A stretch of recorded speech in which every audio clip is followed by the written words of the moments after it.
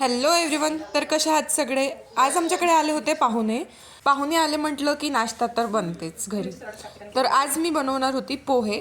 तर मला असं वाटलं मी तुमच्यासोबत पण ही रेसिपी शेअर करावं. प्रत्येकाची पोहे बनवण्याची रेसिपी ही वेगवेगळी असते. आज मी माझ्या पद्धतीने पोहे कसे बनवणार मी तुम्हाला सांगणार आहे. सगळ्यात आधी मी मिरचे कापून घेतले, त्यानंतर कांदे, आलू, टमाटर. मी टमाटर आधीच कापला होता. मी पहिल्यांदा पोह्यांमध्ये टमाटर टाकते आहे आणि सोबतच धुवून घेतले होते एका साईडला पोहे.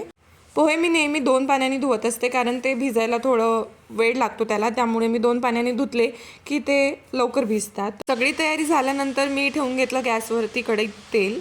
त्यानंतर मी टाकलं त्यामध्ये जिरं छान तडतड फुटलं की त्यानंतर मी टाकत असते नेहमी कांदे झाल्यानंतर आलू, शेंगदाणे हे सगळं टाकल्यानंतर छान एकजीव करून घ्यायचं. त्यानंतर मग मी टाकली होती त्यामध्ये मिरची, टमाटर सगळ्यात लास्टमध्ये टाकते मी. तो थोडं जळल्यासारखं होते, तर टमाटर टाकल्याने कसं जळत नाही ते फोडणी.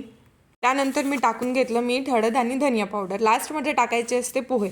छान पोहे टाकल्यानंतर मी सगळं मिश्रण एकजीव करून घेतलं. आणि तुम्हीही बनवून बघा अशी रेसिपी, तुम्हालाही खायला आवडेल. आता मला थोडंसं वाटत होतं की याच्यामध्ये मीठ कमी आहे. मी टेस्ट करून बघितलं होतं आणि सगळ्यात लास्टमध्ये मी टाकलं कोथिंबीर. तुम्ही पण ही रेसिपी घरी बनवून बघा, तुम्हालाही नक्की आवडेल.